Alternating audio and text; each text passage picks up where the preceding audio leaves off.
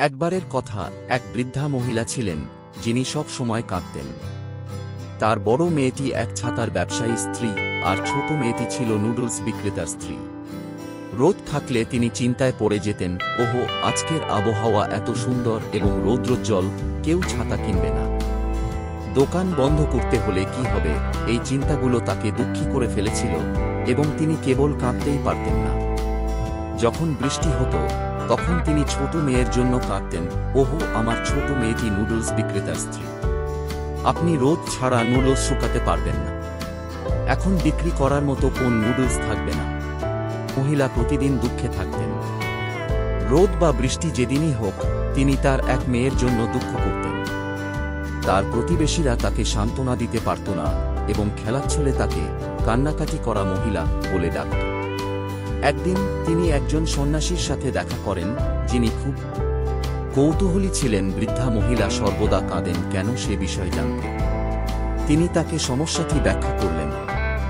সন্ন্যাসী দয়ালুভাবে হাসলেন এবং বললেন, ম্যাডাম, আপনাকে চিন্তা করার দরকার নেই। আমি আপনাকে সুখের পথ দেখাব, আর আপনাকে আর দুঃখ করতে হবে না।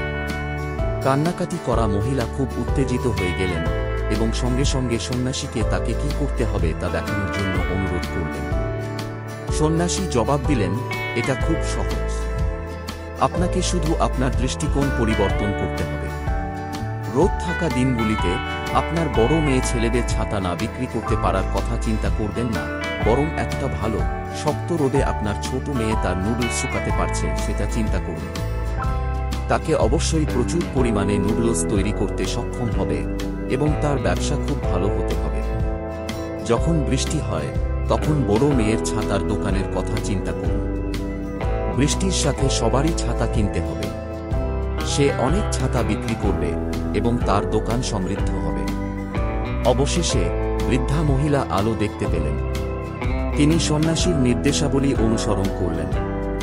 এক সময় পর সে আর কাঁদতেন না, বরং প্রতিদিন হাসছিলেন। সেই দিন থেকে তিনি হাসিখুশি মহিলা হিসেবে পরিচিত।